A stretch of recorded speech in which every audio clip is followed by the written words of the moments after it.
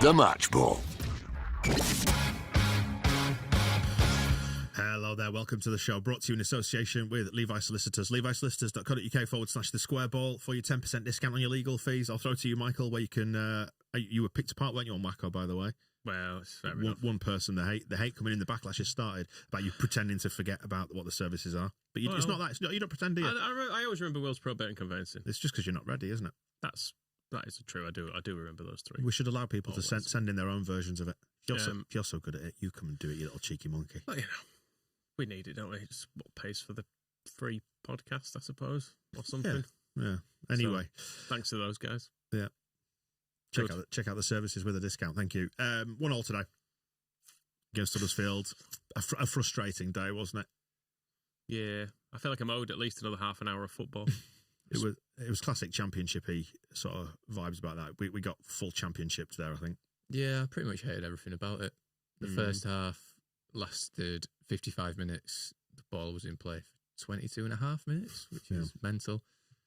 And then, they were kicking us all over the place, but then we were just crap and kind of fell for it all, didn't we, as well? I know when the ball's out of play, possession stats don't count, but if they did, their goalkeeper would have had the most possession today. Because it was basically just, the second half just felt like waiting for him to take goal kicks. And it was like, oh, come on, it's just so boring. It's so frustrating. You got into a cycle of timing everything, didn't you? Like, right, so he's got it at 15 seconds past. Let's see how long it takes him to kick this. You're like, why is he caught that? And why is he still got it in his hands like 30 seconds later? Well, that wasn't the problem, was it? The problem was we made bad decisions today and didn't work out a good enough way to beat them. But, important thing is that we didn't lose. No. We should have won, given the circumstances of the second half. Talking point's going to be the red card. Very hard to find arguments with it. I mean, they hated the ref, but if you watch that on telly rather than being in the stadium and get sucked up in by the atmosphere, I think we probably had a pretty good game. One of the better refs we've had, actually. Yeah, I mean, it was their goalkeeper, in fact, at the end was saying he not seen the red card back, but he thought the referee had been a bit soft. But I mean, Hogg's two things. They're two borderline reds in himself. I think the elbow is a straight red, probably. Yeah. Because he sees him coming and just... If he'd have caught him in the face rather than on the neck, I think it would have been. He does get his jaw, doesn't he? Catches him on the chin, doesn't he? But he's been trying his best to get sent off in both games against Leeds this season, so it was like the least surprising red card. We actually called it, didn't we? We were chatting about it, saying he won't last the game here. And the, was it Pearson? His tackle on Somerville in the first half was really bad, where he sort of rates his studs down both of his calves, which... was a strange one. But again, we just weren't particularly good enough, which I can kind of understand because you go from the highs of Leicester and then another big game at Chelsea. There is going to be a lull eventually. But I think the thing I found frustrating about today is that the players that seem to, I mean, everyone kind of didn't play well, but the ones that really underwhelmed were kind of the ones that didn't actually play against Chelsea in midweek. And you'd kind of expect them to be a little bit fresher, but Kamara wasn't great in that first half. Nonto, I felt like could have gone off at half time because he was just giving away free kicks constantly.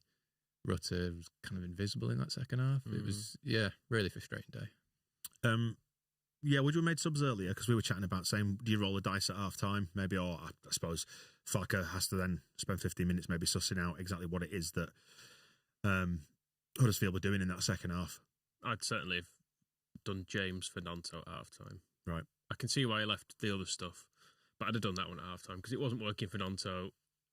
And you kind of know the shape of the game going into that second half because of them being out of 10 men and a goal up. It's going to be completely backs to the wall stuff from them. And I just felt like it was an opportunity to change it. Yeah. Rather than do it. Sometimes I can see why he wants to almost get a feel for the second half and then make a move based on that. And I suppose maybe he's judging to see what they do at half-time, arguably. Yeah. Because they did make a change, didn't they? They took Ward off for a defender or a midfielder. Bringing James on for Nonto wouldn't have changed our shape, though, would it? So it was, 60 minutes was when he made the changes, and that is kind of early for Farker, but it felt like if ever there was a game for him to make half-time subs, it was this one. And it was weird as well, because James was warming up like 10 minutes before half-time. Yeah, so when Nonto would look like he might be carrying that injury. Yeah, he didn't have the most effective day today, Nonto, did he? And we were getting frustrated in that second half when it was all us. If you look at the momentum graph, it is all us. We were getting frustrated in that second half because we kept going down the left to Somerville, and Somerville obviously is having a great season. He's very effective, but it just felt like his decision making wasn't there today. He kept cutting in and just running into bodies. or try and doing those little interchanges of passes at times. Well, it's just because it was the same thing over and over again. There were two players on him at all times. There was Radoni and their fullback who were both marking him, and then by the time they were almost letting him go inside, but then when he got inside, there was a big group of people, so he was always trying to shoot through a crowd. And I mean, I suppose with the width of a post away from it coming off, because he did nearly score. He should have probably scored first half as well. Mm-hmm. I think that's the frustrating thing, because we did create enough chances to win the game, and set pieces aside, which I know you can't put set pieces aside, but I'm gonna.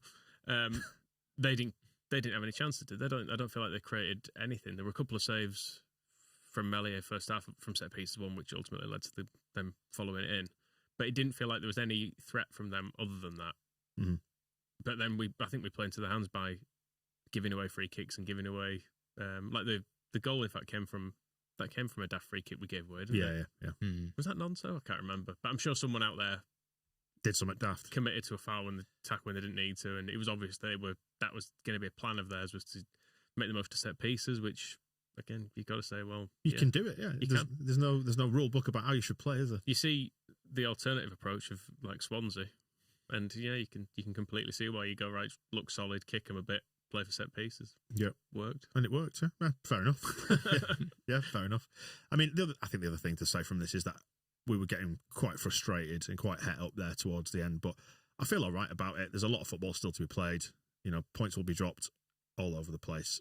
Now is not the time to lose your shit and lose your nerve. You just move on to Tuesday, make sure we get it done against Stoke, and then Wednesday on Friday. I mean, it's March and we've dropped our first points of the year. I was going to say, when you see it's 28 points from the last 30, you can't really complain about that, can you? It's fine, isn't it? And it's one of those as well that if we do that again, we'll probably be all right. It being a very championshipy week, get a chance to win in a few days, don't we? Just go and do that.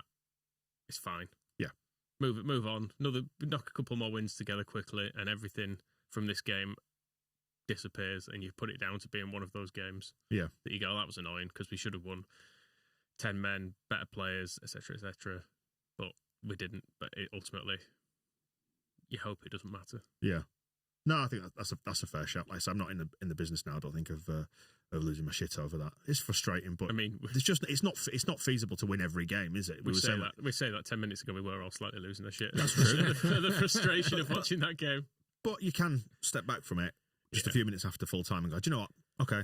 I think it was just such a bad game to watch as well. I think that's the thing. Like I think I said at half time, I said, God, if football was like this all the time, you just wouldn't watch it, would you? Because it was a bit like, I felt a bit like when I watch a bit of NFL, it's just a series of set pieces.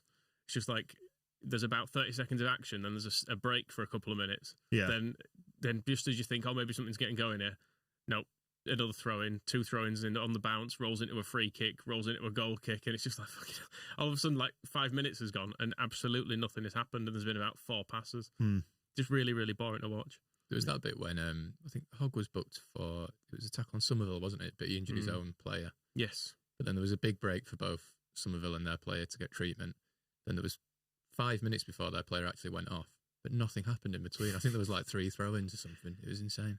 Yeah. It was a good move from Hoggy, though, because the player who came on for the injured player scored their goal. So makes you think. Yeah. Good thinking. Yeah, good thinking. That was funny. That he was it Somerville? He fouled Somerville into their player, who then ended up having to go off injured and reappeared on crutches. I noticed. It was. We were shouting for Tom Edwards to come on, weren't we? Yeah, Nakayama. It's dead funny that notes wise. I made quite a few detailed notes in that first half, but then as soon as Hogg went off, which I've written down at 49, and then the half-time score, the only note I've made in the second half, well, there's 2 actually, Bamford's equaliser, Roberts' assist, so that was good. Do you think Bamford was possibly VAR, Premier League, pubic hair offside? It's possible. It's hard because you only get the angled view, which, as you know, with VAR, you can when you actually look fully side on, it can look different, can't it? Than when it's a bit of an angle, but he's onside enough. I was going to say, he's not properly offside, is he? I thought he was onside. Yeah, and we take it, obviously, don't we? And then the other note that I've made was 86 minutes, which was Somerville's post. I think it was just a typical sort of 10 against 11, attack against defence, second half, wasn't it? And you either break through it or you don't. We didn't. That's it. End of it. Yeah. Didn't lose. Didn't lose. That was the frustrating thing, though, between Somerville hitting the post, and then Bamford hit a shot wide right at the end. It was 10 minutes and we didn't actually create another chance. It's like, you just need to be a bit better there. If you're on it, and if we are on it, then you do create a few more chances. But kind of just, there's a lot of us attacking and nothing happening. Yeah. That's true, is that? Yeah, and then watching the same thing over this, like you say, the exact same attack over and over again as well. But it's that classic problem that we ran into earlier in the season, wasn't it? Where you've got an absolute massive bodies around the area, and we don't quite know how to get through it and what to do with it. And I think we were getting frustrated with it going down the left all the time and not down the right, because you kind of just wanted Dan James to go basic on it and just stick it past the player and get him behind him, because when we got in behind him down that right hand side, that's where the goal came from. At one point, Dan James came over to the left, didn't he? Because he was so sick of not seeing it over on his side. He was like, "Fucking hell, right, fine, I'll go over and join the other two wingers who were already cut inside on the right." Some good saves early doors from Melier as well, when they were being dangerous off set pieces. Well, there's one, wasn't there? Yeah, there's the near post one. There's a sequence of a couple, wasn't there? Where but one of them. Are you thinking of the second one where he saved it, but then it went straight to the player who tapped it in? 11 minutes. It was the long distance shot and save, which was quite comfortable. He should save that. And then the near post save. No, absolutely. There were none of them where you thought he shouldn't save that, but he did his job. Well done. Their goal, it's a bit annoying that I think it was Danny Ward who won the initial header, and he's rode on Ampadu and Nonto all around him. And I know Nonto's only small, but you do think, how are there three players sort of in the vicinity? And he basically has a free header, which Melier saves, and I know people are a bit like, could Melier done better? But I sort of think, why is Danny Ward getting a free header there? It was pretty frustrating.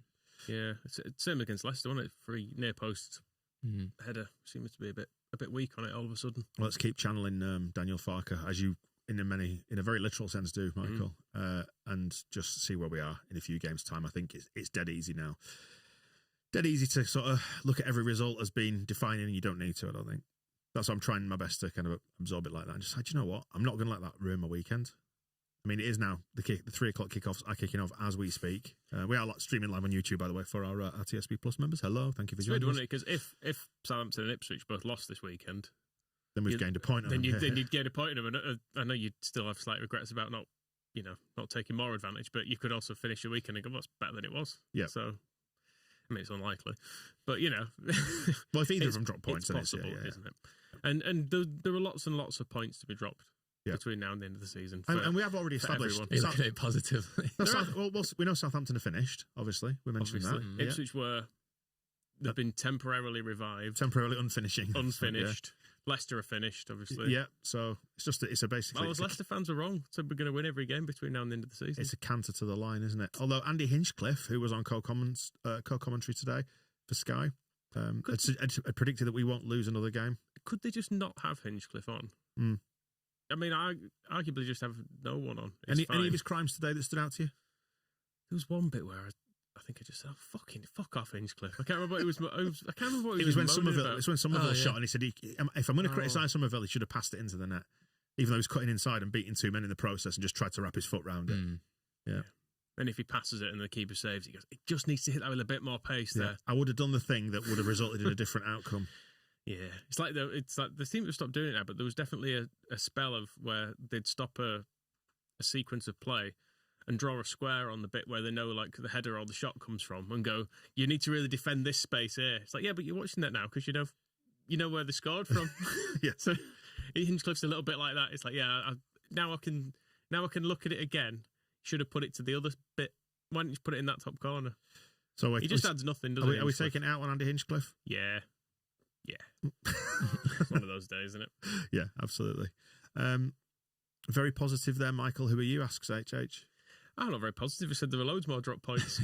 I didn't mean just for us, to be clear. I mean across the whole top four will drop many, many points in these next couple of weeks. As I say, like we were looking at it and we were breaking it down that if we'd won every game between Christmas and the end of the season, you would have been talking about a record-breaking sequence of results in the English game by some distance. So it's not just on the balance of probability is going to happen. You can't be good every game, can you? You can't be effective. You're going to come up against different styles like we did today, which like I say, you contrast that with what we came up against versus Swansea, who just let us play. Whereas Huddersfield were determined to not let us play, and it worked for them, didn't it? It's a fair play. We should give a shout out to Ampadu's reaction to the red card, where he just basically laughed in Hog's face. He went, yeah. And then went, go on, fuck off. Don't feel like I've really got much to discuss about today's games. What about you? It's because nothing happened. Yeah. The ball was never in play. That was the point I was making about like, in the second half having no notes. It was just that repeated pattern of we'll keep having chances and keep trying to break through your deep defence. There's only so much you can talk about of Huddersfield having 2 throw-ins that take them 3 minutes to collectively take, and it's like... Georgie did a Steve Morrison shot, didn't he? He did. Wasn't ideal. Was that the one that went for a throw-in? Yeah, it was one of those where you're looking at it going, was that deflected? It was definitely not Steve Morrison footwork. Yeah, exactly. He's such a bizarre footballer. And then I did enjoy their player going on a dribble and just falling over like a drunk man. Falling onto his face. Just like, it's like the clips of when you see like fat drunk men having a race on holiday or whatever, and one of them just completely falls, has not run in about 20 years and just falls on his face. It's one of those where you're stumbling for 5 yards going, I'm going to have to fall over eventually. It's sort of prolonging the inevitable. And then, was it Grove nearly did the exact same thing, like a few minutes later as well? He started stumbling. So I suggested they might have cobbled that section or something. Man of the match? Do you even want to bother picking one? No. I don't think anyone played very well. No one gets it. No. There isn't one. No, I don't think anyone played very well. No. You'd say several people were fine and basically did their jobs, but then like the defence was not troubled apart from on set pieces, but that is definitely part of their job. So FOTMob have given it to no one. Oh, strange. So no, they've given it to Helic, the sub who came on and scored. Right. For them with 7.8 out of 10, which goes to show you the sort of quality of the game. All our players they compile their match ratings by stats, don't they? It's an algorithm that compiles it. All our players are actually milling about between 7 and 8, or between 7 and 7.5. There or thereabouts. It's because they all completed their passes. Yeah, didn't they? Nonto 6.6, Kamara 6.8. Everybody else was just fine. Most of their players were sort of 5, 6-ish. Couple got over 7s, but it's frustrating as Nonto, and he's in one of these moods, isn't he? When things start not going for him, he very quickly turns to just moaning and giving stupid fouls away. It's like frustration can get the better of him quite early, which was daft because it was their players that were all getting booked. It was their crowd that was getting wound up. It's like, just leave them to lose their heads. Why are you sort of joining in? I mean, how many times in that game, Rob, did we say, "Don't foul him, don't foul him, don't foul him"? Because you'd have one of their players, the one player that was up front, running into a corner. You're just willing us not to do a stupid thing. But we didn't do it too much, but we did it sometimes. There was a bit in the second half where we were saying, just don't put a foot in, don't put a foot in. And they eventually just passed the ball back to the keeper who booted it to us. And it was like, just leave them to it because they're rubbish. Yeah. Well, they had no intent of getting forward, did they? It was... There was one where it looked like they were counter-attacking, but it ended up basically with one person running down the left and the one man surrounded by like 4 Leeds players. And I think that was one where we fouled him. And it's like, what are we doing? Just hold him up and wait for something to happen, because they're not going to do anything with it. So it's hard, I suppose, isn't it? Because you don't encounter that very often. You're kind of used to engaging players, aren't you? If you see them with the ball, it's almost a different skill to go, look, if we just wait here, we'll get it back soon enough anyway. Let's talk about Southampton being finished. Birmingham are beating them already. But there you go. Within 2 minutes. Done. That might 2 minutes. That's going to end. Blowing for full time now. That's going to end at least 40-0. Get the ball in the get the ball in the corner and hold it there. Their goal difference is going to take a hell of a hit, isn't it? They lose 45-0. So what's fun is that we all know the result of that by the time this comes out on the free feed. So yeah, are you happy with that as a result? Yes or not? Yes or not? Yes or not? One of the two. I'm going to feel stupid if Southampton win 44-1. Go on then, hit me with some of your searing analysis then, because I don't know really what to say about that. No, let's just hope we've got it out of our system. Yeah, that was the one. If that's the you wobble. need a lull. Yeah, it was going to happen eventually. I mean, we still had 15 shots. There were only 2 on target, so that kind of tells the story. Yeah, it'd be interesting to see what Farker makes of it.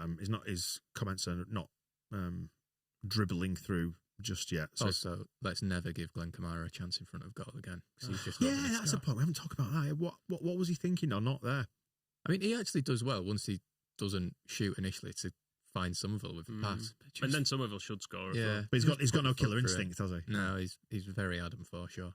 You go back to that interview he did with the YEP where he's like, "Oh, don't worry, I'm trying to get my first goal. Just give me time." It's like, come on, mate. It's like March. I think that combined with him leaving that pass short as well back pass. Made for a bad half. Actually did very well to bail him out of that one. He did, didn't he? Because he was left 1-on-1. There was a moment where I thought there was no one there. Then Archie kind of appeared in the picture. It's like, okay, we've got a chance here. He's gonna maybe do a job. And Archie being taken off as well. What do you make of that? Right decision? Because there was a kind of a thought that we had about maybe pushing him into midfield, take Kamara off because he'd not had the greatest game.